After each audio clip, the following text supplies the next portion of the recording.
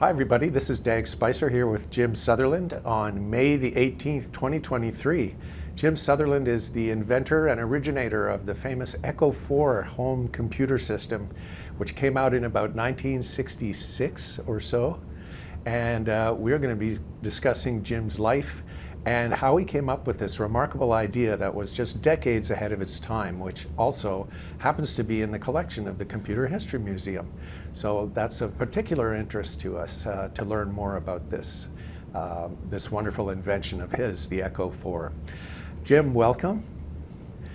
Could you start by telling us a little bit about your where you grew up and your early life, the early years, school, maybe sports or hobbies, those kind of things that you were interested in? I grew up on a farm. I was born on a farm in Missouri, and my folks had lived on that farm for about 3 years before I was born during the Depression. I was born in 1933, which was not a good year to be born in any place. But my grandfather lived a mile away, and I had 5 aunts and uncles who lived on adjacent farms. So the whole Sutherland family was occupying a large part of that part of Missouri. I was interested in building things from an early age. Didn't have anything like erector sets at disposal, but I used a lot of woodworking projects that my dad provided the shop, woodworking shop for me to work in. Mm-hmm. I was about 14 or so when I learned about the 4-H club. I don't know if you're familiar with the 4-H club. Yeah. It's a great way for farm kids to learn how to do something. And in fact, I labeled my memoirs, Making the Best Better, which was the motto of the 4-H work. Mm. Anyway, my first project was raising steers, feeding them during the winter and then selling them, supposedly making a profit in the spring, but I was not successful in that because it just wasn't my thing. Right. So I started woodworking and built lots of projects around the farm, and in fact, the only building that's standing on that farm today is an oil house that I built when I was 15. Oh my gosh! It was a good project. What is an oil house? Well, we had to store 55-gallon drums of gasoline and then oil barrels for the farm equipment. For the farm. Oh yes. It had to be in a fireproof building, so it was all galvanized iron roof and siding. Wow. And it's still there. Isn't that lovely to see that still there? Yeah. Well, then that's the starting of the 4-H club, and from then there's a lot that we can talk about in getting into the 4-H club project of electricity. Right. What did your folks do? They were farmers, I suppose. My dad was a farmer, but he should have been an engineer. He went 2 years to the University of Missouri in agriculture, but he was an engineer at heart, and he was always experimenting with things and showing us how to do things. Mm. Right.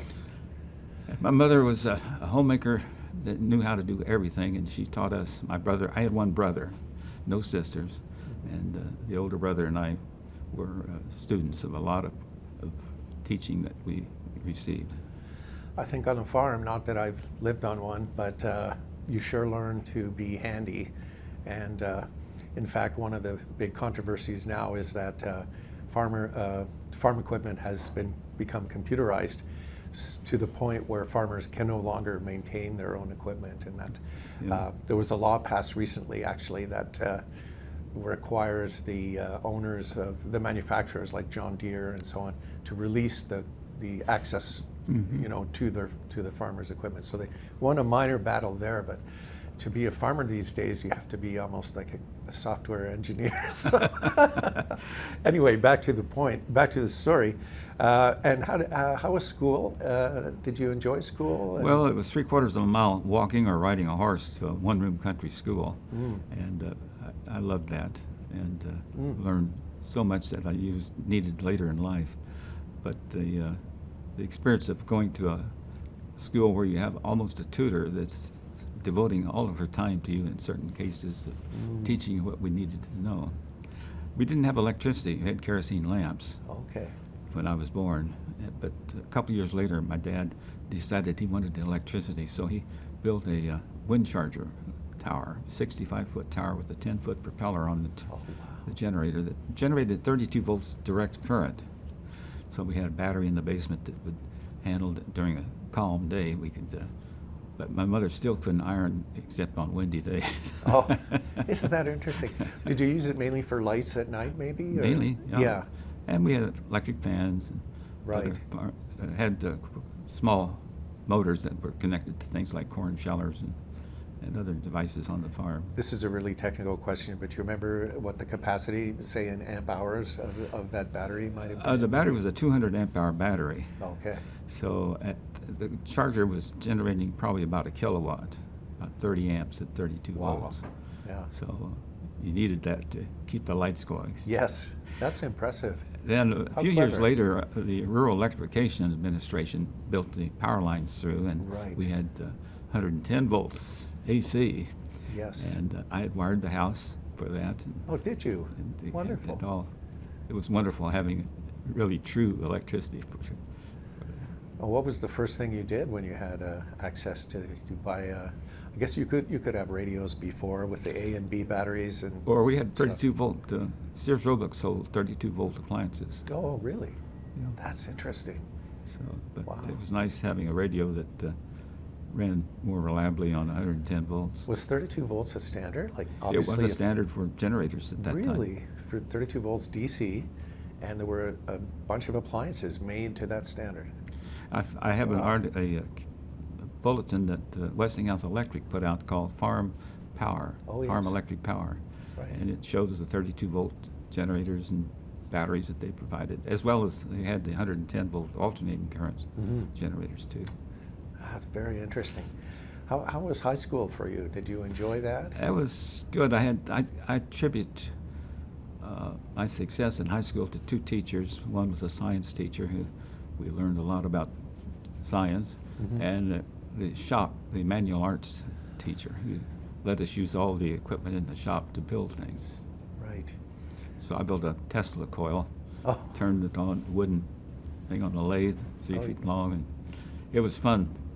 Once we had an alternating current, I could power that up and draw sparks and put on Yes. demonstrations of what. Did Tesla you had to wind the coil yourself? I guess. Wound it on right? the lathe. Oh, Yeah, how I- interesting. Like the screw threading attachment could move at just the right spacing, so it left space between the wires, and That's there's no clever. arcing at all in the wires. Very clever. Yeah, that's great.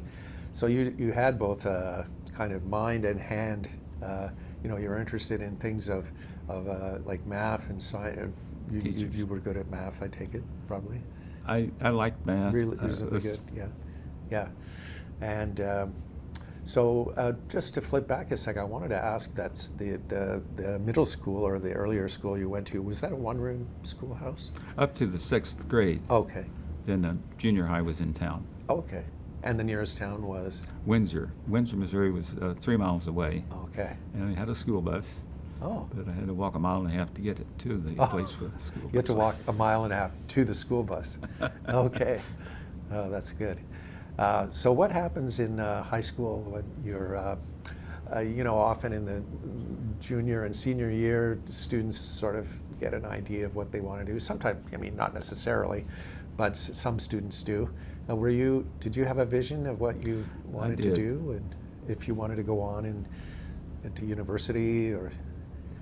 Actually, in 8th grade, I decided I was going to be an electrical engineer. Oh, what made you decide that? My mother had a friend who married an electrical engineer who worked for Curtis Wright, actually. Oh, yes. And they had no children, and so when they'd come home for the summer, they'd spend time at our house. And I got to know him very well, and he was very encouraging on Oh. projects like that. So when I built the 4-H club project called Model Farm, it was on a 5 by 5 foot panel that had miniature buildings with lights that had taken from an old pinball machine that was tore up. He helped me come up with the captions on the backboard that was to demonstrate that electricity could do many things on the farm. And this was in 1948, just before REA was coming in. So it was a way to demonstrate to the people who didn't know much about electricity of what they could be doing with it. Right. Oh, that's very interesting. Yeah. Right. So that's 8th grade, so that's pretty early. And at that point, did you change anything about, now that you got this goal, did you change anything in the way you studied No. or did anything else? When Westinghouse awarded 6 national awards to the 4-H Club projects that had been submitted that year. I was one of the 6 winners and got a $200 scholarship, college scholarship. So that was the thing that I used at the University of Missouri for electrical engineering. Wonderful. And so Westinghouse, I owe a debt of gratitude for that. Yes, that's great. And back then I imagine $200 was a good fraction of your tuition. I think our tuition fees for the semester were $87, and that included free basketball and baseball games. I'm sorry, could you repeat the last part? We got free admission to our baseball and football games included in the $87 tuition. Nice. That's good. Well, tell us about your university experience, and what was that? There's a 4-year program, I guess? 4 years. I decided to take, I started in 1950, right after the Korean outbreak, where North Korea attacked South Korea in June of 1950. So boys were being drafted right out of my classes, and I said, that's not good. I'm here. I want to stay here, and now I'll serve afterwards. So I enrolled in the advanced ROTC program in the Air Force, and so I was second lieutenant commissioned at graduation in 1955. Okay. I'd come to Westinghouse. They'd offer me a job in Pittsburgh, and so I was working, and the orders came from the Air Force to report to State College, Pennsylvania, to Penn State University, and study meteorology for 1 year and get a second bachelor's. Well, that's like a second driver's license, but it was I enjoyed meteorology because I got to travel with it. Yes. And so I don't want to miss any details here. So is there anything, tell us about the 4 years where by joining ROTC, does that allow you to defer serving until you've got your degree? Exactly. That's the point, right? And then, so tell us about the degree and studying. It's a very challenging course of work. We had 2 options. One was power and the other was communications. Okay. If you went to communications, that meant you were going to work for the phone company. And if you had studied power, you were going to work for a power company someplace. Okay. And I decided communications made more sense. Electronics was more interesting to me Yeah. than power. Yes, I see. Yeah, the old power versus electronics option. And anything remarkable or memorable about your undergraduate studies? Any good professors or fun? We had some great professors, and they encouraged me in some of the projects. One of the projects I did for St. Patrick's Day celebration in the laboratories was to build a lightning bug. A lightning bug. Bug. Is that a little radio that hears? Well, it was sort of like that. We used optical sensors on a round, about 2.5 foot diameter, 12-inch high device that was on wheels, and it would rotate when the 2 wheels that were on the diameter of it, when they were going in opposite directions, it would rotate.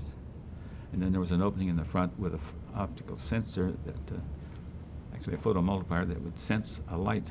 Right. So I had light bulbs stationed around the area and switches, and we could turn the lights on or off, and it would then search until it found a light, and it would go turn the direction, not reverse the direction, but motors then started going the same direction forward, going to the light.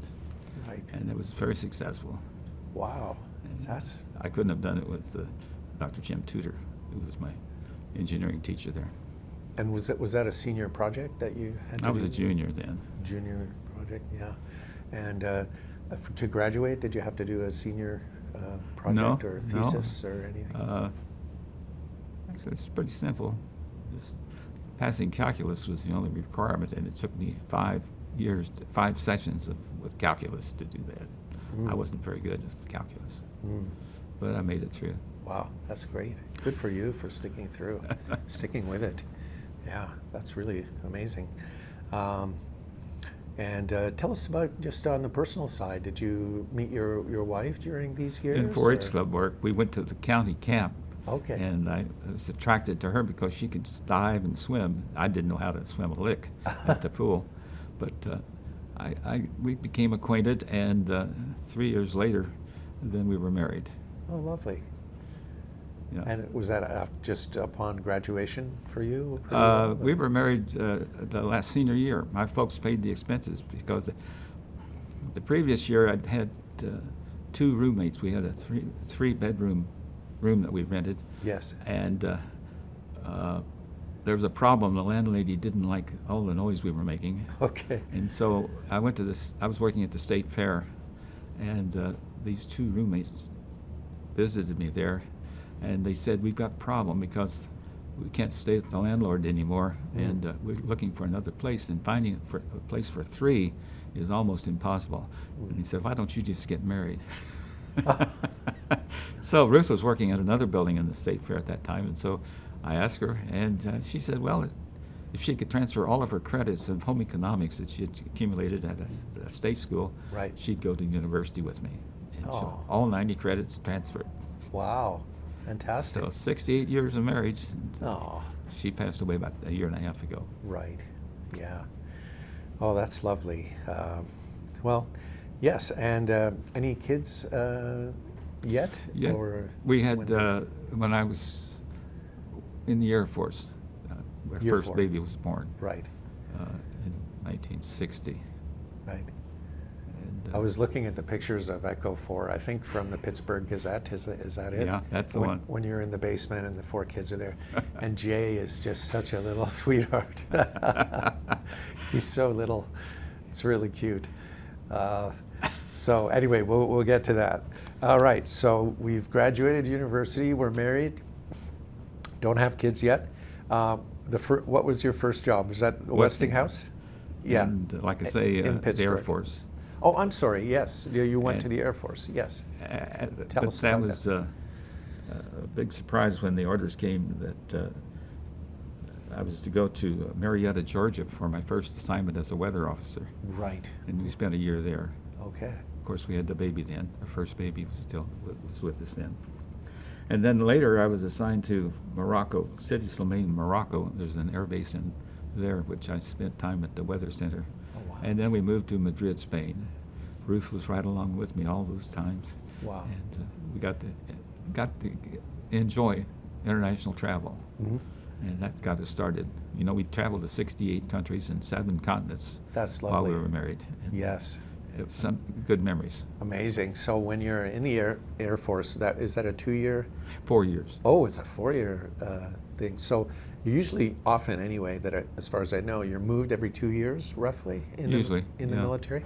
So you had 3 moves, it sounds like. Well, an initial move and then 2 Yeah, more. it was a year at Penn State, and Oh, then right. 3 more years of service. And what was the work product of your work there? It was to help navigators and pilots. We briefed. Yeah. We'd sign the manifest, give them a weather briefing and what to expect. Okay. I found a briefing the pilots traveling over the Atlantic to Madrid. It was good to interview the pilots who had just landed to see what the weather was like, because there's only 5 balloons over the entire Atlantic Wow. to get an idea of what was coming. Yes. And they had a better idea than any of the balloons did. Right. And so I could brief the outgoing pilots then with a lot more information. That's excellent, and pilots do that today, of course, yeah. too. Report to ATC, Mhm. especially in the landing, Yeah. if there was anything unusual in the landing.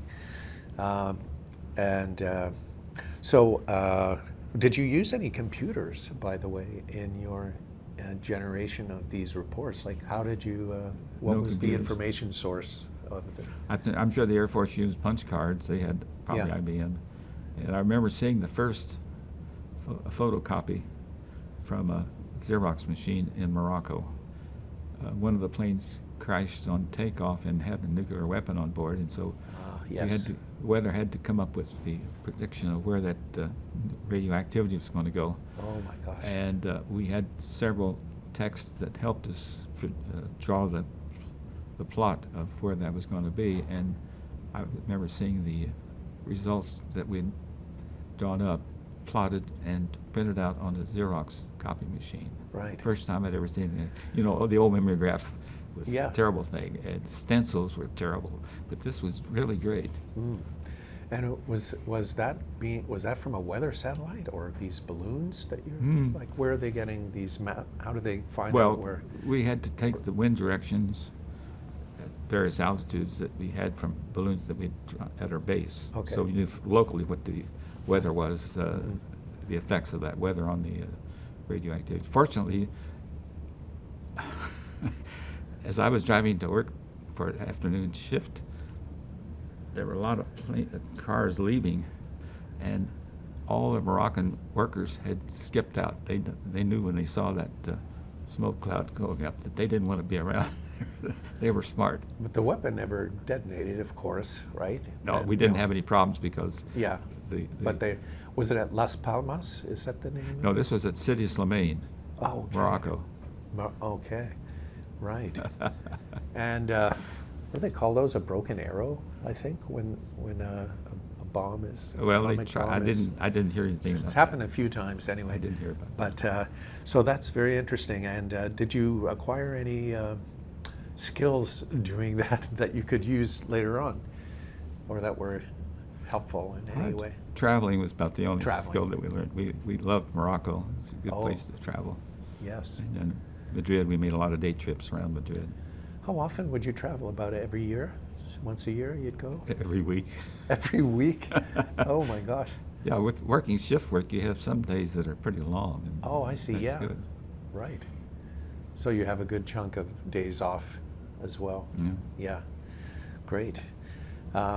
So you've done your stint in the Air Force. Westinghouse said I'd only been on military leave, and I was welcomed back. Oh, So I had my 5-year pin while I was on the graduate training program for new graduates that were just coming in. oh yeah. From Wow. previous coming to Westinghouse 5 years earlier. Yes. I had this 5-year pin that I was able to put on my lapel. Oh, that's nice. I was proud of Westinghouse. Yeah. Yes, definitely. And just working during the Cold War too, a very kind of nerve-wracking atmosphere. I interviewed some operators of our SAGE system. Mhm. I don't know. You must be familiar with SAGE. No, not at all. Oh, it's a semi-automatic ground environment. It was that's a military name that means nothing by design. It's essentially a network of radar, of computers, about 27 of them around the United States, built in giant blockhouses that accept local radar input. So it's essentially, it was a continental air defense system. Oh my. And the threat was incoming Soviet bombers coming over the east coast of New York or Washington and dropping an atomic bomb. So what this system did is it found them. It first of all had a list of all commercial flights. So anything not commercial would instantly show up. So the threat can be identified immediately. Then they actually tell scramble interceptors to go and get this guy, including guiding the plane to the Boy. intercept. All done by computer, done by IBM for the Air Force. And IBM made over $1 billion in profit on that contract. And really, without it, it's hard to say if they would have had the resources to do System 360. Yeah. So it's a remarkable project that almost no one knows about. And you know, it cost more than the Manhattan Project. It was about an $11 billion. When was that built? Mid-50s to 61 was the first deployment at McGuire. I wonder, when I got my first job after I came back from the Air Force with Westinghouse, it was at the New Products Lab where we were assigned the job of designing the first Westinghouse industrial control computer called yes. PRODAC IV. Right. And the design of the architecture that came from one of the bosses in Westinghouse from an IBM computer system, and it could be that he copied the features of that architecture. Yes. Was there a Could be. priority director in SAGE? Do you remember that, where programs could bid for Yes. access? There was an interrupt system. That was sort of unique in computers in those days. Very early. We for had it in that. our PRODAC IV. Yeah. Okay, so let's skip back. Sorry for that diversion. We're not here to listen to me. We're here to listen to you. So, okay, so you're out of the Air Force, and you're hired by Westinghouse now as your first job. Is that correct? Hired back for Westinghouse. Hired back. That's right. And what was their first project? Was that the PRODAC IV? Uh-huh. Okay. What I had a question on the Echo 4, which we're going to get to in a second, was Was the design of the Echo 4 inspired by the logical design of the PRODAC IV? No. Okay, so you literally, it's a new design. The features of the PRODAC IV were, of course, limited by the Westinghouse circuit boards that we used from the PRODAC IV that were available. Right. And so I designed the Echo 4 with help from DEC. We had two divisions in Westinghouse. One was, they were not competing, but they had to cooperate, and one was servicing the needs of utility customers with computer systems. The other one was building, the other Westinghouse division was building the computers. And when it came time to settle up the profit and loss on that deal, it was always the computer system that came out ahead because they could set their prices very, very high, and it became uncompetitive for the other division to use Westinghouse computers. Oh. So they went to DEC and bought the first PRODAC PDP-5. Okay.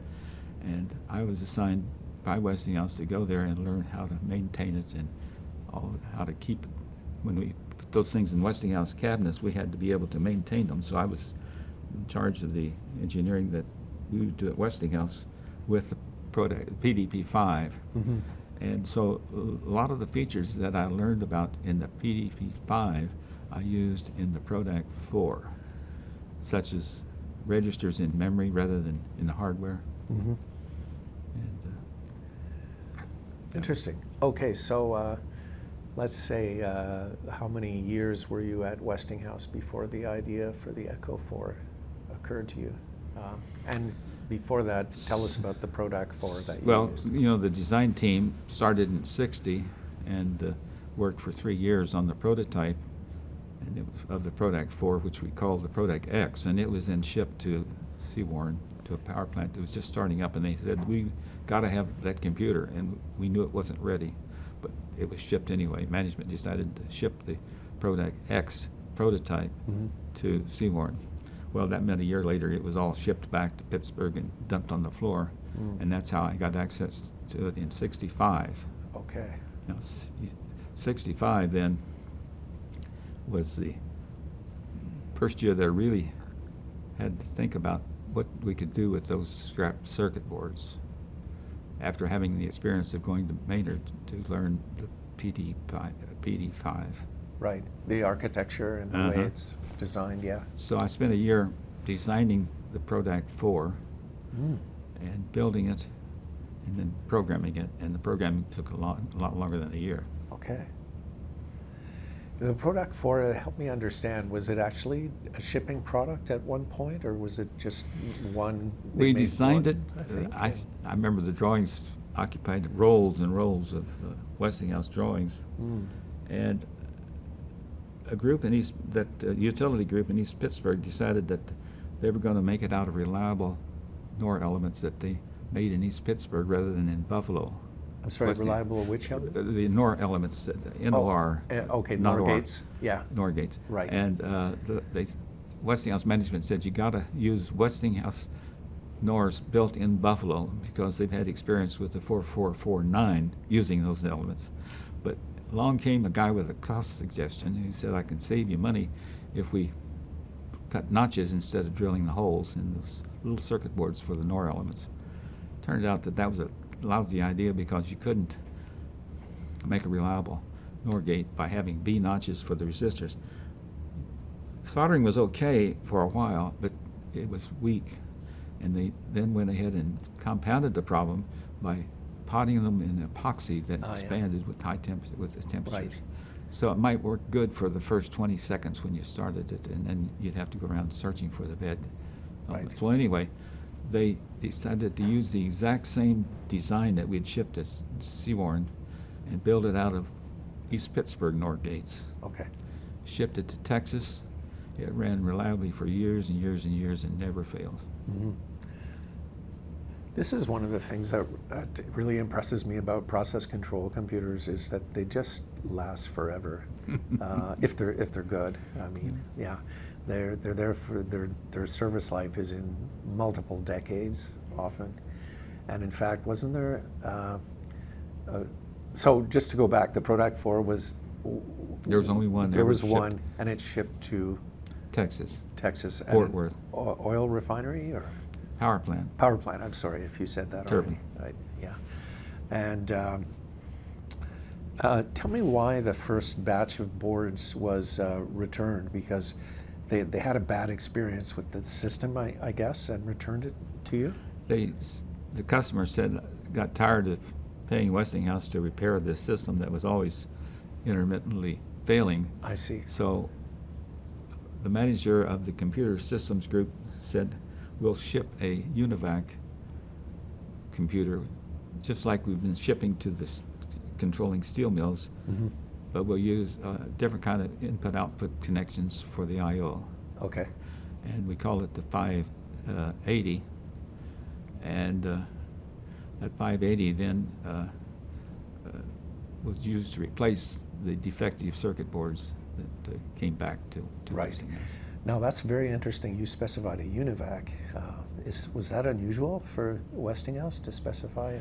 Well, they were wanting to, after their experience with the PRODAC IV prototype, they decided they'd go to an actual reputable computer manufacturer. Okay. And so they incorporated this, which UNIVAC had built for the Navy, submarines or someplace, and put it in Westinghouse cabinets with input-output connections for the huge wires from the process that were connected to all Right. the input and output So it was connections. kind of a concentrator in a way, like it takes all the inputs and then feeds that to the UNIVAC.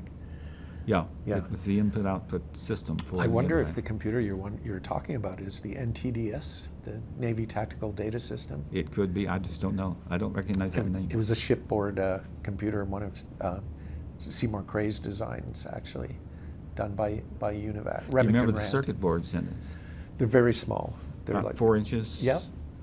Yeah. I bet it's the same thing. They're very small. Yeah. What did you call it? NTDS, the Navy Tactical Data System, Navy Tactical Data. Okay, I'll have to keep. which was a research. fire control, sorry, not fire control, battle management, we would call it now, where you get radar inputs and it displays on a screen, and you can, designate things on the screen for later for more action and that kind of thing. Well, since it had to be reliable, Westinghouse Yes. was interested. And that was in the early, I don't want to get my years wrong, but early 1960s, I think. That would be the right time period because I was a project manager of the second Oh yeah. PRODAC 500 was shipped to Phoenix, Arizona to control all Okay. the power in Arizona. And what was it? By the way, the Navy, the NTDS, as you might expect, is hardened. Military hardened. The cabinet is literally looks like a battleship. This one was in Westinghouse cabinets. They took all the panels and Oh yes. mounted them in No, our they probably Westinghouse. repackaged it. Yeah, it was repackaged. Yeah. Well, that's very interesting. So, this first place, I'm sorry I forgot the name again, that returned the PRODAC? Seawarren, New Jersey. What was it? A nuclear? Seawarren, New Jersey. Nuclear It was a steam power plant. steam power plant. Okay, for electricity? Yeah. And did they burn coal, or how does that work? I can't remember. Natural? Okay. I was only there once. Okay. Yeah. Did you have to bear the brunt of their? Yeah. We suffered. Computer systems group, after they moved to the research lab Westinghouse had, wouldn't hire me because I was in the design group for that fiasco. Oh, no. Yeah. So I was with the utility group. That's Okay. why I was assigned the job of program manager for this first PRODAC 580 Right. that went to Arizona. Well, that's very interesting. And at this time, is this all occurring in Pittsburgh? We built it at the research labs, yeah. Yeah. And you basically lived in Pittsburgh most of your life, right? After that? I only moved twice. Yeah. After 30 years in a suburb, I moved to Monroeville, which is closer to Pittsburgh, and I've been there 33 years now. Okay. Great. Well, is there anything about Westinghouse that we should cover before we dive into Echo 4? Well, Westinghouse went through different phases. They only used the UNIVAC computers for a few jobs, but developed in-house their own computer system called the PRODAC IV, which was a small computer. Mm-hmm. And I was in part of that group that did the input-output connections and the designing of the way that the customer could connect his wires to that. The good thing about was the customers liked our input-output connections. They liked to see screws and Yeah. big barrier terminal strips and Yeah. access for cables. Right. So we decided that P50 wasn't as big as it should be, and the UNIVAC was pretty expensive. Mm-hmm. So they decided to go to a company called SDS, Scientific Data Systems. Oh, yes. California. Right. And they were just introducing a thing called a Sigma 2, and it's the right size, the right price for Mhm. Westinghouse. So we used Sigma 2 computers in our Westinghouse cabinets, and I designed the interconnections to the input-output system so that all the field connections were familiar to the people installing Yes. the systems. And here was this very reliable mainframe. Later, I guess SDS got bought by Xerox. Yes. And A spectacular $900 million deal. do you have any Sigma 2s? Yeah, we do. We have a Sigma 7 and a Sigma 9. Is that right? Yeah. Those are huge things. Yeah, they are big. What was I going to say? How was this branded? Was that the PRODAC 50? That is the rebadge? We called it the 510. Oh, no, 550. 550. The first ones were 510 and 580 Okay. in UNIVAC. And then after we combined it with the SDS machines, it was called the 550 because it used the P50 peripherals. Okay. So the 550s were very, very successful. I Right. don't know how many hundreds of those got shipped. Terminal, yeah. It was good. And how many input IOs could you put on there, do you think? I can't remember how many thousand it was, but it was a lot. Thousands? Inputs and outputs. Really? Yeah. Wow. It was connected to every sensor and every actuator in the plant. Incredible. Do you remember who your competitors were at this time? GE generally. Okay. Would you have like Allen Bradley or Foxborough or Foxborough Honeywell? computers, but they didn't have the recognition by by our industrial customers. Okay. Right. Yeah. Like GE did. GE Right. Westinghouse. Yes, I could see that Westinghouse has a very long tradition of good reputation. Once you make a friend with an electrician and the customer, you've got them hooked. Yeah. Because they like the way that the Yeah. connections are made. Yes. Yeah, it's very nice. Yeah. The terminal blocks, row upon row of. It's like a central office in the phone company, right? I never did any software design. I Uh-huh. let a lot of other people do the systems. Now, when you tell us about your role in the overall, going from a clean sheet of paper to a shipping product, did you have your hands in on at each stage, like bringing the system up, debugging, design? Well, yeah, I got to sign a lot of drawings. Hundreds of Westinghouse drawings have my signature on the bottom. Oh. That I worked with the draftsman, and he created the drawings from my designs. But fortunately, we had people in our division that moved from research out to a place called Regional and Development Industrial Corporation, RIDC, in 1968. Okay. And so we all moved out to the RIDC, and that's where the testing of all these computers was done. Test floor was just covered with systems and people who knew how to Right. check them out. I remember we had the SDS computers with their big random access memories, drum memories or disks. I guess they were called disk memories then. Huge things. Required 3-phase power. Wow. They didn't have much memory storage, but they were designed that if power failed suddenly, that all the heads would immediately lift off and the brakes would be applied, and it would stop in half a revolution. Okay. Now, I can still remember being on the test floor when you had 8 or 10 of these systems being debugged and the power failing, and it sounded like you were in a hall of dinosaurs shrieking as these brakes all applied, at the same time. Wow. That was something you'll never forget. You know, it almost reminds me of, you know, that circular saw that, you know, it can't cut you. Do you know that one? I've heard about that. Have you ever seen that? I've never one? experimented with one. Yeah, it No. stops the blade, like, you know, they use like a hot dog wiener, Yeah. right, to test it. And it does work, but Yeah. it trashes this little I wouldn't module, test right? it, Then you yeah. have to replace the whole module, which is like $150. But you saved your finger. Yeah. So it reminds me almost of that. And this sounds like a head per track drive, perhaps. I You don't know. where all heads are on the surface reading all tracks at the Yeah. same time. You get very high performance that way. And we have Burroughs drives that were used on Iliac 4, actually. You'll have to look at your Sigma 2s and 7s. Your Sigma 7, 9s, Sigma 9, to see yeah. what the memories. They're huge. Yeah, I don't know if we can tell, you know, from, you mean the disk drives, right? Yeah, the Yeah. disk. No, the ones we have are actually by Burroughs, but maybe Sigma was buying them from They Burroughs. may have bought them from Burroughs. Yeah, because it's I a don't pretty know where they came from. specialized. There's even like a little pressure gauge on these to, you know, it needs to maintain a certain amount of. I remember they're very reliable, very, very reliable. I Yeah. had no trouble with the Sigma equipment. Iliac 4 had multiple of these being read at the same time, extremely high performance. It was like the IBM 2305, which is called the Zeus, which is a fixed head per track. So very high performance. And they added that, they used it as a sort of intermediate storage between core and RAM. So it was like a buffer.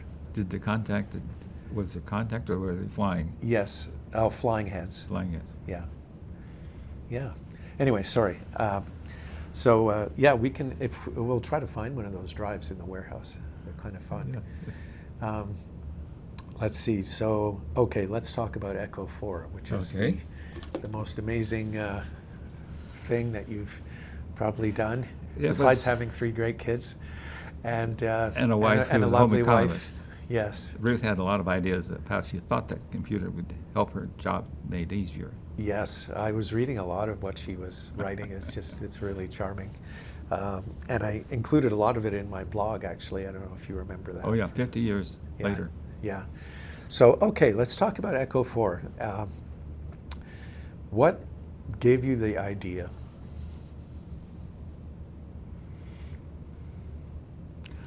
I guess I was disappointed that the prototype never was reliable, and so it reflected on our job of designing it, which we knew was a good job. We'd done a good job designing it. Mm-hmm. So when I saw those parts, I had a boss that was willing to sign a property pass so I could take them home on loan, as well as the memory. You know, it used a telex. It wasn't called that. It was a different manufacturer at that time. But anyway, $40,000 core memory system that would handle 8,000 words. Wow. 28-bit words. And Maybe Fabritech? No. someplace there on the west coast. Oh, okay. Uh, Anyway, yes. Telemeter, So that's telemeter. International Telemeter. Yeah. So this is the single most expensive piece of the computer. Without that, I couldn't have even thought of doing that. Right. Yes. Okay. Sorry to interrupt. Keep going. Well, I had a good friend with a station wagon, so I was driving a Volkswagen at the time, and so I needed somebody to carry all this stuff home. You can imagine the volume of 120 circuit boards and the core memory system. Oh yeah. 2 19-inch racks full of stuff. Wow. Yeah, the racks, by the way, were homemade. Is that I made right? them out of maple wood that I bought at a lumberyard in Pittsburgh. Lovely. Yeah, and they're 19-inch wide, or the standard 19 inches. Standard Yeah. 19-inch. Sorry, I don't write it. I don't Well, remember. 4 cabinets for But the that's cabinet. right. Yeah, sort of 2 dual cabinets, I Uh-huh. guess. Yeah. Okay, so the property manager was really kind of someone who didn't particularly care too much, I guess, about this. Like, he just said, "Go ahead, take it." There wasn't, Well, it was an wasn't any embarrassment. higher level of authorization. The that higher you level needed. was embarrassed. Was in Embarrassed. Embarrassing. By the fact that they had to return their Westinghouse Oh, equipment because yes. it wasn't workable. right. And so there was a lot of encouragement on their part to get rid of the stuff. Okay. And so they were quite happy for me to help them.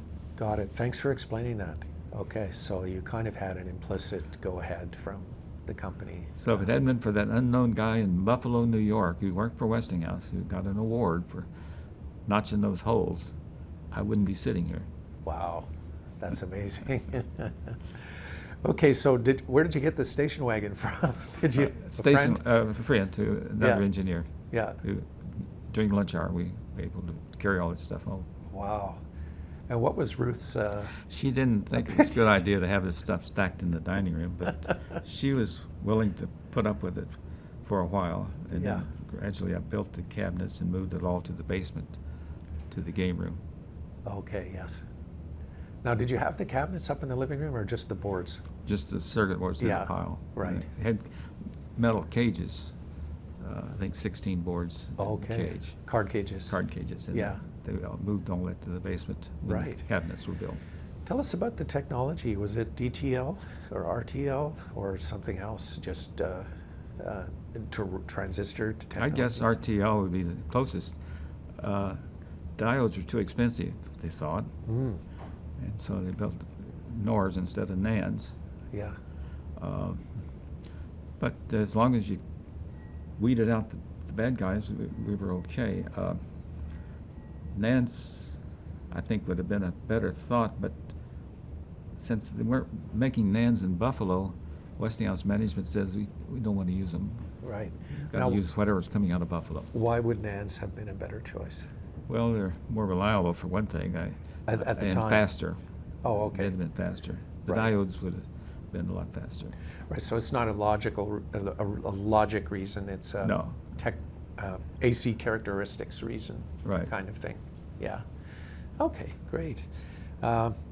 So that's very nice. So you've got a good feeling that the company, you're not doing anything untowards or anything. You've got the company sort of behind you, and so what's the next step? What did you do with these boxes of boards? Well, after I designed the system, like I say, with help from the architecture of the PDP 5, my first good test was to exercise the memory by writing checkerboard patterns on alternate locations and reading them back. Right. I knew we were good. I knew we were on the road then, that it was going to work. Oh yes. Be able to read that memory. Yeah. How did it display results to you on a printer? Well, we had the maintenance panels. One maintenance panel from the PRODAC X. Okay. Which was thrown on the floor. I was able to use those maintenance panels. And they had green little neon lamps that light. And so you could read out the contents of the instruction register and the address and the accumulator and all the important stuff. Right. And then I fixed up an interface to an old, it wasn't a Frieden typewriter, it was a serial Vado typewriter printer. Kleinschmidt was the name of it. Oh, Kleinschmidt, that's right. Yeah. And wow. I couldn't generate serial at the right rate, so I converted the printer to accept parallel codes of the letters and figures. And it would print out the results. In fact, the first printouts were probably on the Kleinschmidt, and then later I interfaced two Selectric 735 input-output typewriters, and that's what printed out those results. Right. By the way, the protocol, is it EBCDIC or? It was. Yeah. It had to convert ASCII back and forth. Right. How did you do that? Why the computer did it. Using the PRODAC. Yeah. Yeah, that's great. Well, Echo 4 was able to convert the various input-output codes. Right, right. So let's talk about the architecture of Echo 4. How would you like to how would you go ahead and describe that? Well, it was a lot simpler than the PRODAC X because there's only one user, so we didn't have to worry about things like priority. Oh yes. Even though I think that it was capable of taking on lower priority jobs when it was in the middle of something and it had to pause on a higher priority job, the lower jobs would be running. What while it was outputting to the typewriter, it could do lots of work while the typewriter was printing Oh, yes. the character. Right. So we sandwiched a lot of stuff with the priority Yeah. directors. Kind of interleave Interleaving. tasks. And it, Right. you know, I've told you many times about how it could play music with the jump instruction. True programmers don't like a jump instruction because they lose control immediately and can Yes. go anywhere. Well, I used that to create loops of various lengths, and at the loop, end of the loop, I could output a pulse to a speaker, and by varying the length of the loop, then the frequency of the tone that generated by the speaker could be changed. Right. So we had music, like I told you, we had Silent Night on odd hours and That's O Come great. Faithful on even hours, and that was fun to use the computer to play music there. How was the speaker connected to bit 0, or how was it? It was one of the output bits. Bits, yeah. Yeah. Yeah. And how many IOs in total? Well, it had enough to run the house. Right. Later, we had the keyboard for the TV controls, where you could press the buttons 1 through 0 in the right order, and that would go into the computer, and it knew then what channel you wanted to watch, and so it output signals up to the little motor on the TV that to turn the tuner to that particular Wow. channel. Also, it would go up and control the antenna rotor Yes. to point to the right That's station. really good, Jim. This is why I love Echo 4. It's just so cool. So I didn't even realize. So you added that motor, I guess, onto the TV tuner. Is that right? It was something you could buy from Yeah. Heathkit. I think I vaguely remember. Yeah. Heathkit. Zenith, maybe, or Finally Zenith. yeah.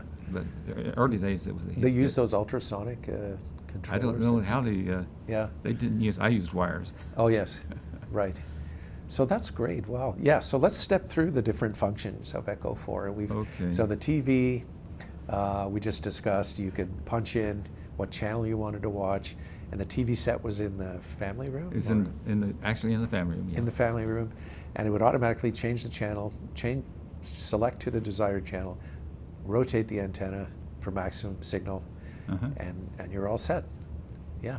Yeah. And the location of terminals now, you had three. And just one of those terminals, but we Okay. had binary coded decimal clocks with Okay. the lights flashing the time in binary coded decimal. I don't know if you've ever seen binary coded decimal clocks before, but Yeah.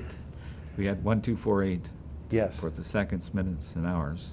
So 12 separate lamps? There were or- let's see, 4 seconds, minutes, hours. There's 12 there's of those. 4 for And then there hours. was an extra one for the 10s.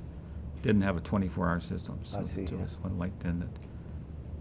And why did you use this system? Was that to stimulate your kids' brains? Yeah, it was a challenge because I'd built that before we had the Echo 4, Uh-huh. just out of Norgates. Oh, okay. And we had 4 displays: the kitchen, bedroom, living room, and the dining room. It was nice to see what time it was. Quickly, you could just tell what time it was by glancing. How adept were you and the family at Well, decoding the kids this? amazed me. Yeah. They learned, they caught on to that. 7 was their favorite because 1 plus 2 plus 4 is 7. So when you saw 3 lights on, you knew immediately that was a 7. Oh, yeah. And Yeah. but they went to school and had a hard time learning about big hands and little hands, but they yeah. knew all about binary code. Oh, no. Yeah. Uh, Right. Yeah, the jobs, I can't think of all the jobs that we did, but one was to control the hi-fi amplifier and the speakers that it was connected to, Right. and the alarms. It could sound a binging alarm. I was watching your lecture, and one thing I didn't quite understand was this amplifier you mentioned had like a kilowatt output, or it drew a kilowatt, or I didn't quite, About that, didn't quite catch that. you know about Class A Yeah. amplifiers. Yeah. Well, they're very inefficient, Mhm. and so these tubes they used were transmitter tubes with graphite plates, so the dissipation during Class A operation was all dissipated by the plates. Wow. Yeah. Also, the filaments were 10 volts, and I used DC on those filaments. I can't remember exactly. It may not have been 10 volts, but there was a lot of power went in there. It had to be direct current, so that had to convert all that direct current, and the plates had to run at 1300 volts to give a good, very sharp, flat line across. Right. For a series linear, of flat lines. a linear response. Very linear. Yeah. And with the DC filaments, and you could turn the volume up to the maximum and turn the bass up to the maximum and hear nothing from the speakers at all. There was just no hum. Oh, I see what you mean. No noise. No Yeah. noise from the filaments Wow. getting in. Yeah. That was fun. So the computer controlled that and could turn it on and off Okay. and select which room would have the music that was coming from the tape deck that was in the living room, Right. coffee table.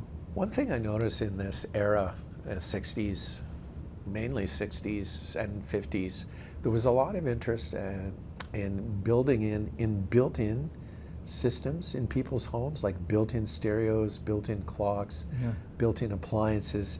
You know what I mean by built-in? Like built into the wall. Yeah, yeah. And I noticed I think your amplifier was like on the other side of a wall, On the, in like a locked cupboard. maybe in your Storage furnace cupboard. room or in a cupboard. In the game room, Yeah. actually right with the computer. Okay, yeah. But I had to have the keys.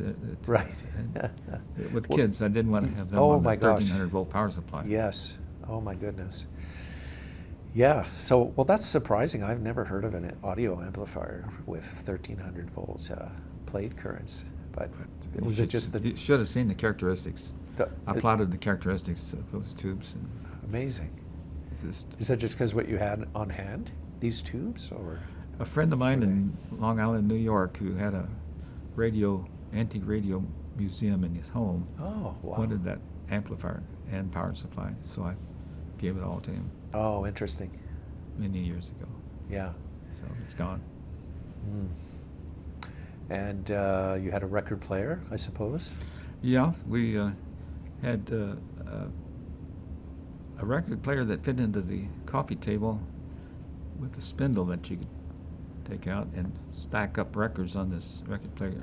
Right. And it was only about this high when you slid it back into the table. Then there was a Viking tape deck and FM radio tuner, Right. all built into the marble top coffee table. Very nice. Were these homebrew or Heathkits or? Heathkit tuner, Yeah. FM, but it was a Viking deck, and I forget where the record changer came, but it was a very unusual Right. record changer. Oh, really? Yeah. Thorens, maybe? Do you know them? It's a Don't Dutch or think Danish, so, I but- think. But if you look back through all the old literature, I'm sure that the one that would stand out is the one that had no spindle, but yet you could stick a spindle in there and then put the records on the top of that spindle. Yeah. Yeah, Dual was a big manufacturer. Do you remember That them? may have been. Yeah. Anyway, okay. Any other peripherals that were interesting? Well, we had the 735 typewriter in the kitchen, Right. which Ruth could use for recipes. Yeah. See. How did that work? Worked out beautifully. She'd print out new copies of recipes when the old ones got all dirty and torn. And we used it for Christmas letters, Oh, nice. or we could use. Were you able to do mail merge? Like take a group of, what I mean by that is take a group of names and. They could say dear, and Yeah. the name would be put the in name in. automatically. Yeah. Yeah. That's remarkable. That's really advanced. Wow. And was there any long-term, like, there's memory, right, your core memory, but was there a form of storage as well, like tape or not punch We cards did have probably, but had tape. Had paper tape? 8-channel tape. Yeah, I didn't have mag tape. right. I was going to try to put audio cassette tape on it, but it just didn't seem to work out. Yeah. Yeah, paper tape is, Paper tape reader and punch was Very all built reliable. into a unit. yeah. Interesting. Yeah. And so let's see, Echo 4 is, tell us a bit about the promotional side of Echo 4. Like, what was the first public notice of this? And then tell us a bit about the public history of Echo 4. what newspapers and other media said Very about soon it. after it was running, the word got out to a local newspaper, and so there was an article with a picture of me standing at the maintenance panel, and an article about what this home computer was going to do. Mm-hmm. Then it's kept growing. AP had a wire that went all over the country, and on Mother's Day they really played that up, and had 75 million readers. Oh, my Westinghouse gosh. liked that. They liked the fact that it was a Westinghouse computer. So. Oh, right. So Westinghouse was confirmed in its faith. Well, it was. With you. They were happy to see their name Yeah. published in a positive way. Very nice. And then, how long did this last? The newspaper coverage, and Ruth also went on, gave some talks, I think, and In maybe you '68, did she too? went to Dallas, Texas, and Right. spoke to the American Home Economics Association, and you featured that in your article. Right. She was amazing. Yes. Nobody else would have put up with me for 68 years. Oh, that's lovely. Yeah, she was. I could tell she was definitely a partner in many other things, but Echo 4 especially. And I really liked the potential applications that people came up with during that home economics conference. That was very forward-looking. A lot of what they came up with. Yeah. Yeah. And so did this go on for? Didn't go on forever. So when did the sort of quiet down a bit, and then we'll get to the After this, Yeah. after the big thing there with the Associated Press, where you didn't hear much about it, but it was in Byte magazine and some of the other computer magazines. Oh, right. Stephen Gray, who headed up the Amateur Computer Society, which probably wasn't known on the West Coast, but he had his group there in the New York and Pennsylvania area. He found that there weren't anybody else using computers in their home before Echo 4. Yeah. There's some guy in Switzerland, he said, was trying to build one, but it just couldn't get it all put together. Yeah. So I think. Stephen was a good promoter. Oh, yeah. I think that's probably right. It's always difficult coming up with the first, because it's you're kind of trying to prove a negative, right? That there's not another person who also invented it at the same time. Yeah. But the earliest quote home computers I know of are people like Harry Huskey, who's a famous computer designer, who had a G15 in his home. You know, a Bendix G15. It's a personal computer in the sense that it's got a single user. And it was When would that have been? vacuum tube machine, about 1958. Oh, really? Yeah, paper tape, fed, about the size of a fridge, and was very popular in engineering because it gave engineers their own computer, basically, which was very unheard of, right? But anyway, I wanted to ask you a couple of technical questions, if I may, and this is about you mentioned there were I don't know how many different power supplies in Echo 4, and I was wondering how you sequenced all of those when you brought up the system. Well, that was part of that telemeter magnetics thing. The core memory system had 17 different power supplies. Oh my gosh. And they had to come on in a certain sequence. Yeah. And so there were relays in each of the power supplies that turned the next one on, which in turn turned the next one on.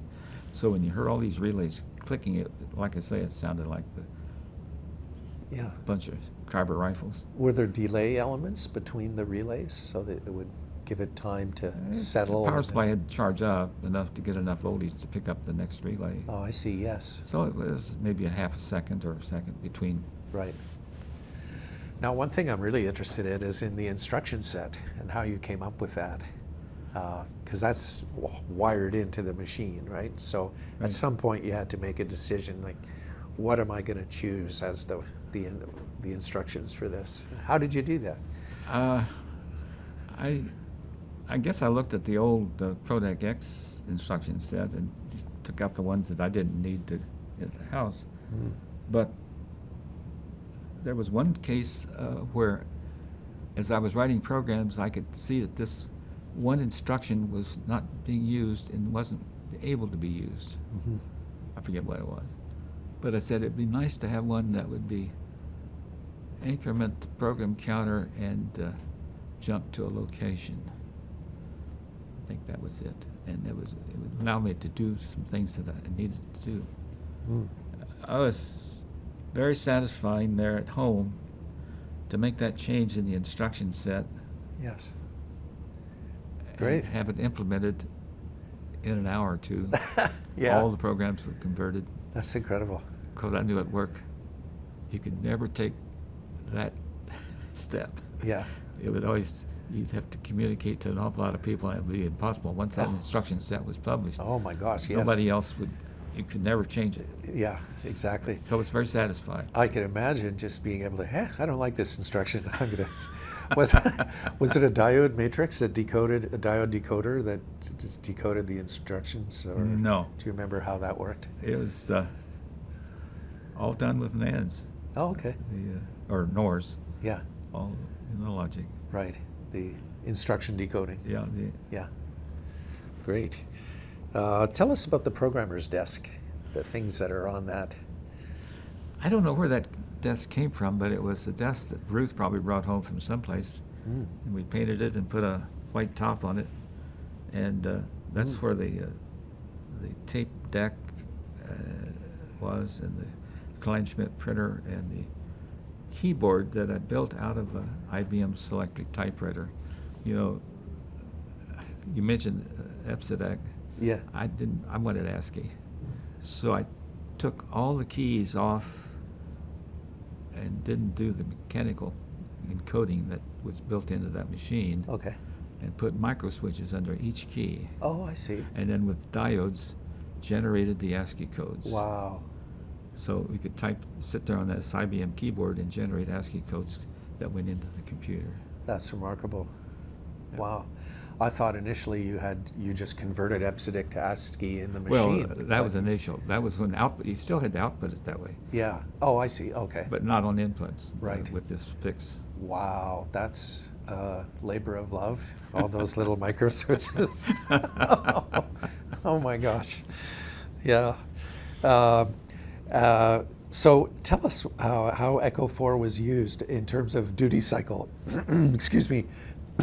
I think it was it drew 2 turned kilowatts. off once an hour, or turned on once an hour, or something. Yeah, we had a system that generated the binary coded decimal numbers, and so at 59 minutes after the hour, it closed the start button on the circuit on the computer, and it would then start up at 59 minutes after the hour. And of course, it had to work for a minute so that when it rolled over to the next hour, that the computer did that. Right. It controlled the hours. Okay. On all the displays. Yes. Well, you can imagine the problems of a core memory that was not really temperature stabilized. Yeah. And the first location that you brought up was the program counter, which was location 0. And you had to bring up the right program counter, or it was not nice. Right. And with these NORs, we had one kind of problem, but with the memory, those amplifiers didn't really they had a hard time knowing the difference between a hot 1 and a cold 0, or a hot 0 and a cold 1. Okay. If you plotted it on the scope, the amplitude of the feedback from a 0 being generated, Yeah. or a 1, that 1 got, as it was cold, almost became a 0. You're saying it approached the transition voltage at which it becomes a 0 or a 1. Yeah, So it's that's right. The threshold there was threshold crossed. voltage, right? And so that was bad if a 1 became a 0 any Right. place in the program counter. Yeah. Yes. Definitely. So I added light bulbs in the core memory system. Oh, I see. to heat Yeah. that, and a thermostat on the light bulb, so it kept. Did you have a lamp test, by the way? What kind of test? Lamp test to test the bulbs, so you can tell whether all the bulbs are good. Well, the bulbs That's were good. one They only thing ran for old 3 hours. mainframes used to have sometimes, because is that a 0 or is the bulb dead? So And then, of course, there was too much heat generated because it drew a lot of power. The memory power supplies drew a lot. Right. And that 200 ampere oh my gosh. memory that was running the minus 24 volts throughout the system. That's the one that had the dryer. Wow. 200. I think you said it drew 2 kilowatts. Is Yeah, that the total was 2 kilowatts. at? And so I had to knock a hole in a concrete block wall in the basement and put a fan unit in there to draw that heat outside. Oh my gosh. And it only ran when it was needed, but Yeah. it- Did you divert any of that in winter? no, for no, I house just heating. should have saved it. Yeah. Okay, let's see. Let me see what I've got next on my little thing here. How did your kids react to being in the media and, seeing themselves in newspapers and I stuff? think they had fun when they saw the truck from the TV station sitting out in front of our house. Yes. The neighbor kids would come in with them and sort of see what was going on. Oh, that's fun. They liked the notoriety, I think, of Yes. having a house in the neighborhood that TV crews were out there Yeah. making programs. Oh, I'm sure they were so proud of you. That's amazing. Yeah. We had an interview from one of the TV channels in Pittsburgh, Mhm. KDKA. Made a recording of an interview, and he had Echo playing the theme song of KDKA. The theme song from From the TV station. of They the had station. they have a theme song that they played Wow. throughout the day. And That's he had, clever. He had Echo 4, and he recorded that. Yes. And I asked him, it should be nice to have a copy of that recording. Yeah. He said, well, I'll see if I can save it for you. Well, 2 or 3 days went by, and so I called down to the TV station. They said, that tape was written over by another interview later, a couple of days. Yeah. So I never got the, Oh. but my boss at Westinghouse, who was in favor of this project, had listened to that and noticed that, and he turned on his tape recorder and recorded the program. Oh, you're kidding. He missed the theme music, but he got the Oh, interview. okay. He got the theme. Wow. Boy, that's lucky. Yeah. He was a great boss. He, in fact, wanted to buy an assembler. Mhm. Writing everything in machine language is sort of awkward, but Yes. takes a lot of work. He thought it'd be a lot easier just to write with mnemonic codes. Right. And he wrote in one day. He wrote a program that ran on Echo 4 that would convert keyboard entry into the machine. Wow. Can you tell us who this person is again? He's no longer living. Yeah. Jack Froggatt was his name. And he was a TV. No, He was a Westinghouse engineer. A He was Westinghouse my Westinghouse manager. I see. Sorry. Yeah, he was the only one in Westinghouse that really helped me. Oh. Everybody else was sort of poo-pooing the whole idea, but Yeah. he was encouraged me to keep on doing that. Oh, that's great. He was a great boss. Yeah. So let's see. Echo 4 is now probably 1980 or so, I guess, in our chronology. Well, we're not quite to Boston yet. Yes. So That when was did- 83. Well, Yes. 83 was here, was it? What time did it come from here from Boston? 96. 96. Yeah. So let's talk about the Computer Museum in Boston and how Echo 4 came to be part of its wonderful collection. Well, as I've said many times, Gwen Bell is the reason that we're all. Right, and Gwen Bell is with Ken Olsen and Gordon Bell, a co-founder of the... Gordon Bell, of course, is the father of the VAX machines. Yes. Very successful product. Right. And in fact, she and Gordon were here in Pittsburgh, while Gordon was a professor for 4 or 5 years at Carnegie Mellon University. Right. And so she missed the IEEE program where Ruth and I were telling about Echo 4. And she'd heard about it, and she then wrote a letter saying that she would like to see Echo 4 in Boston. And they moved everything from Maynard into the museum there in Boston. Yes. So it was good. Truck showed up, and they loaded that on. last I saw it was on the tailgate of the truck. This memory system was laying Yeah, I outside. saw your picture. How did that feel? Must have been a little sad. A little sad. But Yeah. I was glad to see it go to Boston. I'm so glad it came here because, you know, a lot of times those things get scrapped or you sell the house, whatever, you know, what happens to it. So thank you, first of all, for donating it to us. She also encouraged me that there was an extra, what's the line printer that Tech made? Oh, yes. LA 125 or something like that. Right. But it was, the line printer is nice to have when you have a computer. Oh, you had a line printer on Echo 4? I had a line printer. Oh, I didn't know that. It was later Yeah. that I used that with the Heathkit H89. And my son had a Z89 when he went to university at Penn State. He used his Z89 with a modem, 1200 baud modem, to the university computer systems. Right. And he could then access the computer as if it was a terminal and print out papers for his friends who didn't want to wait in line for the print stations to be free. Oh, I see. And he charged them 50 cents a page and made money on that, but Jay had a good time. And then we learned that the VAX had a mailbox. And Oh, yes. You probably know about that. Gordon Bell designed that in there so Yeah. that you could call in and leave a message, and somebody, your coworker, then could Right. access that same mailbox. Yes. Well, Jay's 100 miles away, so every day we wrote messages before email. We were using the mailbox on the VAX. Yeah. Did that for 3 years. That's great. Yeah, again, you're, you know, ahead of the curve. And I guess there was email someplace, but we didn't know about it. right. Yeah. We didn't know about the internet. You know, Echo has always been a project like having a car in your garage, but no streets. No which? No streets. No streets. No Oh. streets to drive it on Oh, yeah. to go around through the neighborhood like you have with the internet. Mm-hmm. You know, the internet has opened up the horizons of home computers, so you're no longer limited to what that computer Yeah. does for the home.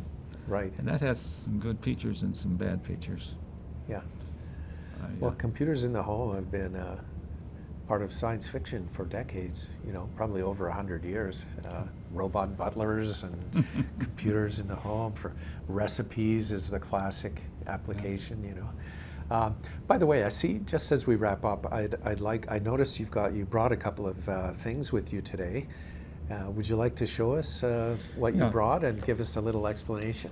Yeah, Parker Brothers introduced Instant Insanity, had 4 blocks, all loose, not connected together, and you could rotate them. Each block could go 6 different ways, and the job was to have each side showing all 4 colors. Mm. And Right. as they said, you were unlikely to ever see that again if you took it out of the box and scattered these around, because there were over 300,000 possibilities there. So Echo 4 did it. It added these up and said it's looking for 4 sides that had added up to 15. And Right. that's the 1 plus 2 plus 4 plus 8 came Mm-hmm. 15. Any other combination would not be 15. So it was good to see that And be successful. it's almost like a 1960s Rubik's Cube. It was. In a way. It was before the Yeah. Rubik's Cube. And so how long did it take Echo 4 to solve that? 18 minutes. 18 minutes? Trying all the combinations. Wow. To come up with that. So do you know how many tries it made before it found the solution? Well, it probably had to go through at least 32, because I thought it might be one solution, but there could be more. So it printed out. It started printing out whenever it found the sides. Sides were adding up to 15, all 4 sides. And so I saw it printing and printing and printing and printing and printing, and I says, you know, what's happening?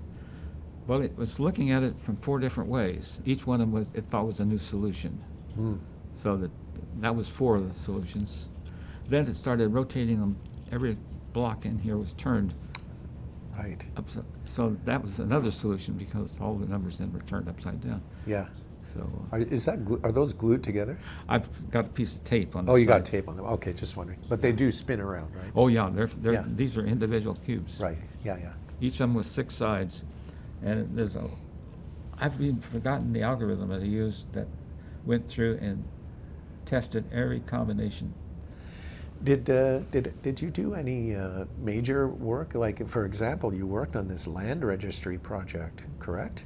A land registry project? Oh yeah, that was a book. Yeah. That turned out to be a book, yeah. Tell us about that, because that was a real project. Well, I was always interested in family genealogy, and when I learned that my great-great-great-grandfather had come into Kentucky from Virginia in 1789, wow. He had plot of ground that he had bought from a veteran of the Revolutionary War. It was described just with a curve on the river at one corner, notched out, and a couple of neighbors. No other description of where it was. So my job was I said, I've got to find out where that is so I can plot it on a current map and know how to find it. We actually, after we did find it, we went to Kentucky and saw that land. Wow. But anyway, the way they wrote those deeds back in those days was everybody knew their neighbors, and so they had the names of their neighbors and a few landmarks if they knew them. Right. And so we had about 20 or 30 of them. Like a jigsaw puzzle, put them all together where the adjoining neighbors were next to each other. And there was our grandfather here in the middle, and here were these major landmarks on the edges that we could recognize on today's map. Okay. So we moved this around and lined it up, and there he was. Wow. So we had all these things that got to throw away, I guess. I decided, let's put it into a book. And at that time, the Historical Society for this county in Kentucky, where this was located, wanted a project for the bicentennial. Right.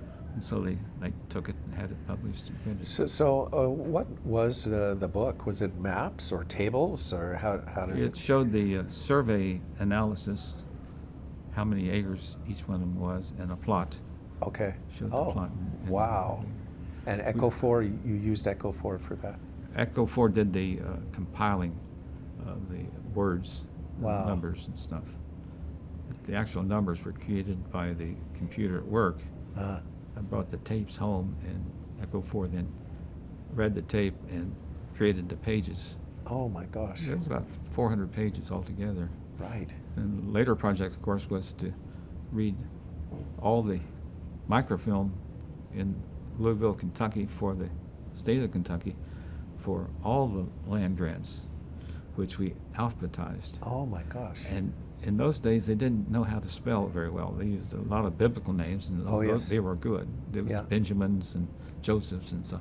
But a lot of the other names were just picks. They didn't know how to spell.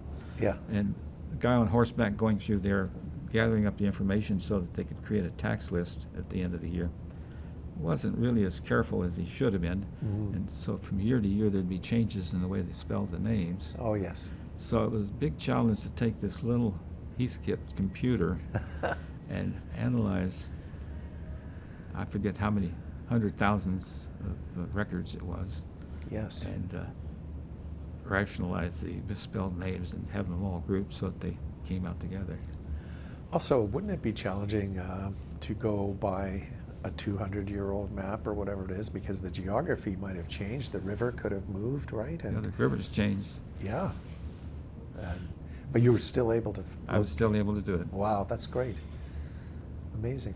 It's Any other big projects that Echo 4 handled? It was kind of like an electronic butler, I think, right?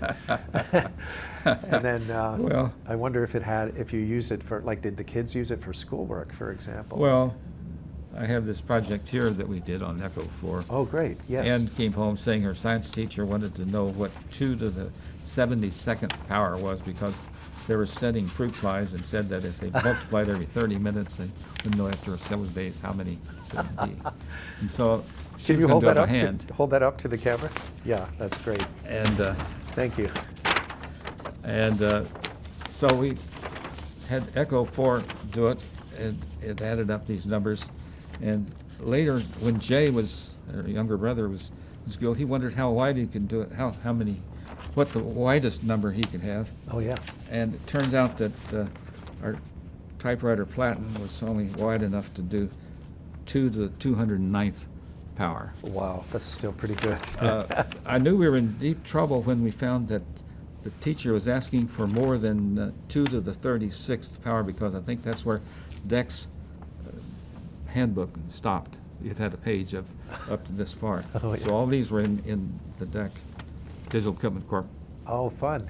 book. Yeah, right. But the rest of them were 2 to the 32, I guess, yeah. 209. That makes sense. Wow. How fast was the Kleinschmidt printer? How fast? I forget.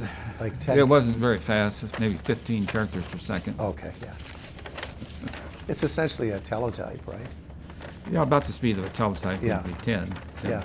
But the IBM machine was had a characteristic sound that once you hear, you'll always recognize it. You know, the selectric typewriter is a wonderful machine. Oh, I know, yeah.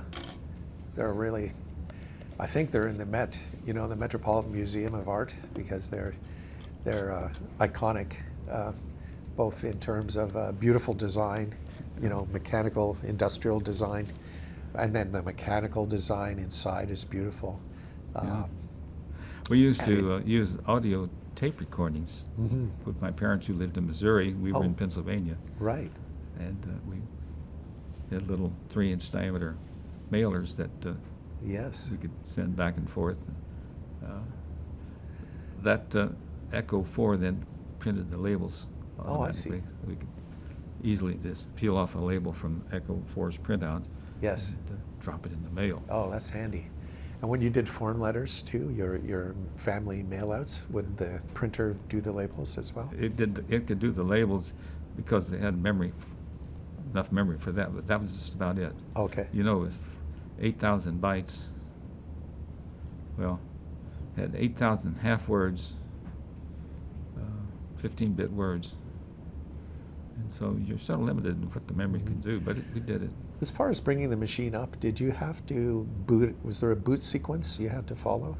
There was a stored program that we had that we could execute, and it would How was that come up stored in the core memory. in core? Okay, yeah, because core is non-volatile. So Yeah. right. Okay. One thing I didn't talk about was the fact that when we were in Morocco in the Air Force, we thought it would be nice to communicate with sound back and forth. Yes. Telephones, of course, were no good because they were too expensive. Oh, yes. But we had found a magnetic disc recorder that was magnetic discs that were about 10 inches in diameter. Mm-hmm. And you could then speak and record about 3 minutes on that disc. Oh, yes. And then we'd roll the disc up and put it in a plastic tube, Oh. put a label on the outside and drop it in the mailbox. Oh, wow. And when we were in Morocco, I had connections with the pilots coming back the next day, and they could drop it in the mail system as soon as they got back here. Saved many, many days. Oh my gosh, transit. weeks probably, yeah. So, I remember my grandparents making these little vinyl records. They're like this big, about 3 inches. I think they came from Sears. I don't remember that. And you recorded on them, and they were little flexible things. They were permanent, were they, or magnetic? They're no permanent, like Yeah, well, I never knew anything about it's like a scribe- dictaphone. Yeah, it literally like had a little How about scribing that? So you machine. had two of those, one Yeah. for receiving and one for sending. Yeah. Oh, that's great. Yeah. Yeah, I figured that with Echo 4, it was fulfilling many of the tasks that we assigned to handheld calculators and Okay. computers today. Yeah. Communications, math, photography, and entertainment. So it did all of those for us. Yes. So explain the photography part. Well, Echo 4 only didn't do any of the photography itself, Yeah. but it kept track of what we were doing with our cameras. Oh, I see. Made Okay. listings of Like a index of. indexes, and Yeah. directories. That's handy. Yes. That's really cool that you were, you got your hands on a computer and got to see what it would be like to use it in a home. I was blessed. Decades I was blessed. before. There's no other way to explain it. Yeah. Yeah, and I think your kids and Ruth were blessed too to have such a lovely guy building this thing. Today, all three of them have been traveling. They live in 3 different states. They don't Oh, live yes. in Pennsylvania. Okay. But Sally, our middle daughter, is on a ship in Scandinavia coming back through some ports in Germany from Okay. Helsinki today. Our daughter Anne, oldest daughter, is in Florida with her husband rebuilding their house that was damaged by Hurricane Ivan back in November. Oh dear. And she's starting back for Pennsylvania. They're driving back to Pennsylvania today. Okay. And of course, Jay is here in California with me, and he's been so good at doing all the arrangements. Oh, great. I couldn't have been here without him. Yeah. So those 3 kids have also been a blessing. Yes. And so, Yeah, I can tell just from the pictures, you know, you're a really loving family. Well, let's see, is there anything you would like to ask about I can't think of anything, Doug. You've covered all the bases. Okay. I feel like, you know, now that I've got you here, I'm just like, is there anything else I want to ask?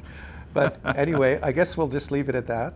And thank you, Jim, so much for coming in today. We're going to go look at Echo 4 right now, so hopefully that will be fun. We'll get some pictures of you in front of your old friend. Yeah. And Jay will be there, is a little older now. And show Jay and Evan, Yeah. your wonderful grandson. Okay, well, thank you, Jim.